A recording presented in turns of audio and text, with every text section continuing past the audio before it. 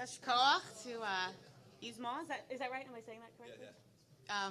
And thank you to Jen for the remarks about safety and security. It's important for all of us to have that information in front of us. We're about to read the Torah, as you know, in this part of the service. And I was thinking about the fact that what Jen shared about safety and security, and then what we just heard to our new shaliach, from our new shaliach about his experience being in Ethiopia and coming to Israel and then coming here to our community and being a part of this community. And we're so grateful for the role he'll play as a bridge builder and a connector, not just through words, but through experiences and time and just shared connection. Is this concept that I'm sure you're familiar with of being an insider and an outsider. I feel like it comes up a lot in our own personal lives, to be sure. It certainly comes up in our communities as we're talking about being a welcoming community, Shari Torah, and all the other communities you're a part of. Certainly in the news, this is not a strange topic to surprisingly bring up, insiders and outsiders. And so I thought, gosh, there's such a connection here to the Torah reading that we're gonna have today here on Rosh Hashanah, first day. It's not easy. We've all been insiders before, I hope. I hope you feel like an insider now, right? You're here inside, you're a part of our shared space and Rosh Hashanah tefillah prayer experience together. And I hope there's other places in your life that you really feel safe, secure, comfortable, and that you belong. And my guess is, I know I have, there have been times where you feel like an outsider. You don't feel like you are a part of things, you don't feel thought about, considered, you don't feel like anyone's noticing, and sometimes there really may be a true boundary or a barrier set. And so, look, a lot of the Torah does talk a lot about boundaries. That's a different book altogether, but they're not easy, and they're really complex, and they're not always cut and dry. And I think sometimes what is right for one puts at odds and is in direct conflict with what's right for another. And so these are ongoing themes that humans are dealing with.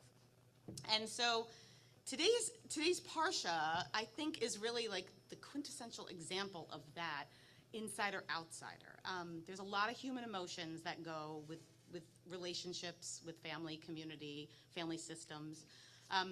The TLDR, the Reader's Digest version summary, whatever you want to, however you want to call it, is that Avraham, who, Abraham, the father of our Jewish people, had a really fraught situation with the two women who bore him sons.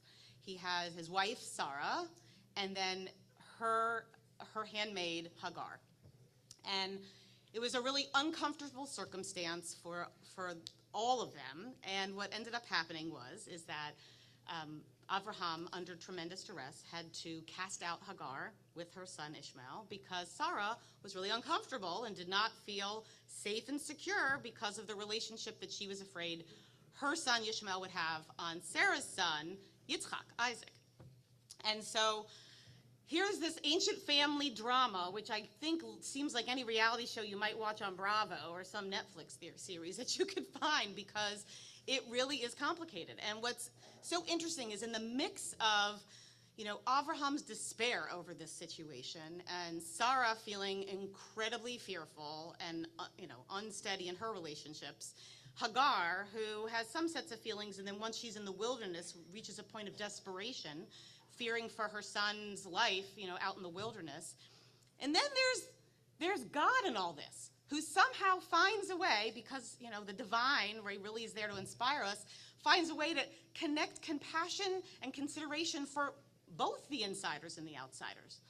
So with that, I just want to kind of encourage you, for me, to use the time of the Torah reading while you're listening to think about maybe a few questions as we use this moment like a mirror to reflect in our own lives about how we handle insider, outsider. So I wrote down a few questions that I know I'm going to be thinking about. So I'll share them with you. What happens when our sense of safety depends on someone else's exclusion? How do we balance both our legitimate need for security and comfort and inclusion with the value of recognizing the humanity of someone else who might feel outside our circle? What belief or act sustained you in the past when you felt alone? And how do we help nurture that same kind of resilience when others are seeking their place? So as we kind of move together is our shared experience with reflection and repair. I invite you to just think not just about the who's in and who's out, but how we even set those boundaries to begin with. And with that, on to the Torah reading, Shana Tova.